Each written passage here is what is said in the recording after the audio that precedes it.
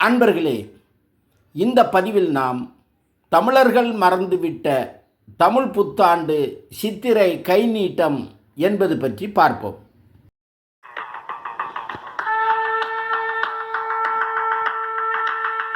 அண்டம் பிண்டம் நிறைந்து நின்ற ஆதிநாதனே போற்றி, அகண்ட பரிபூரணத்தின் ஆதி சாத்தனே போற்றி.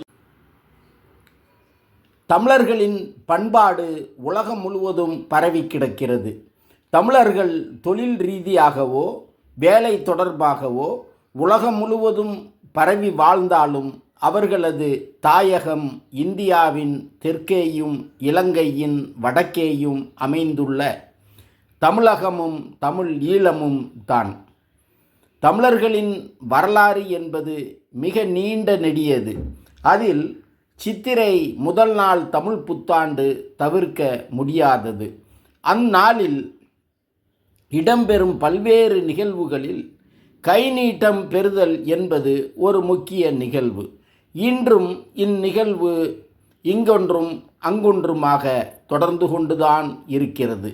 சித்திரை முதல் நாள் தமிழ் புத்தாண்டு பிறப்பதற்கு சில தினங்களுக்கு முன்பிருந்தே குடும்பத்தில் உள்ள பெரியவர்கள் தங்கள் குழந்தைகளுக்கு கைநீட்டம் தர வேண்டும் என்பதற்காக சில்லறை காசுகளை சேர்த்து வைப்பார்கள்.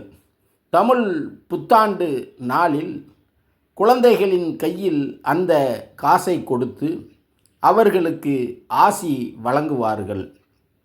இந்த நிகழ்வுதான் சித்திரை கைநீட்டம் என்று சொல்லப்படுகிறது. இதனுடைய பரிணாம வளர்ச்சிதான் பிறந்த நாளில் ஒருவர் பெரியவர்களிடம் ஆசி வாங்குவதும், ஆசி வழங்குபவர் பிறந்த நாள் கொண்டாடுபவருக்கு காசு கொடுப்பதுமாக விரிவடைந்தது.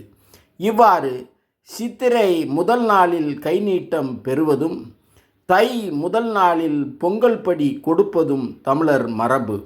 இவ்வாறான தமிழர்களின் வாழ்வியல் முறைகளில் இருந்து தலைத்ததுதான் தமிழர்களின் வாழ்வியல் சமயமான ஆசீவகம்.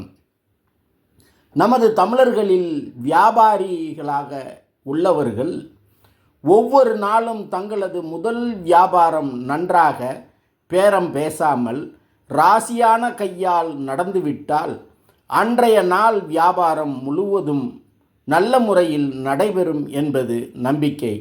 ஆகவே நமது வியாபாரிகள் தங்கள் முதல் வியாபாரத்தை ஒவ்வொரு நாளும் கைநீட்டம் என்று சொல்லி ஆரம்பிப்பதே வழக்கம். இப்போதும் சில இடங்களில் லாபம் என்று சொல்லி ஆரம்பிப்பதை காண முடிகிறது. அதுபோலவே தமிழர்களின் வாழ்வில் வருடம் முழுவதற்கும் நம்பிக்கையை ஏற்படுத்துவது இந்த கைநீட்டம். ஒரு மனிதன் தனக்காக எத்துணை செல்வத்தை வைத்திருந்தாலும் அவனுக்கு உடனடி மகிழ்ச்சியை தருவதாக இருப்பது பணம்தான்.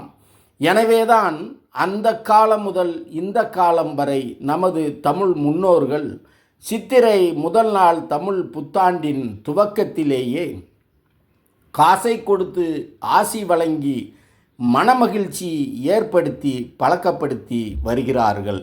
அப்படி காசு கொடுக்கும்போது இந்த காசை சேமித்து வையுங்கள், உண்டியலில் போட்டு பத்திரமாக வையுங்கள், அவ்வப்போது கிடைக்கிற காசை இதோடு சேர்த்து வையுங்கள், அப்படி சேர்ந்த காசை மிக முக்கிய தேவைக்காக எடுத்து பயன்படுத்துங்கள் என்றெல்லாம் அறிவுறுத்தி வருகிறார்கள்.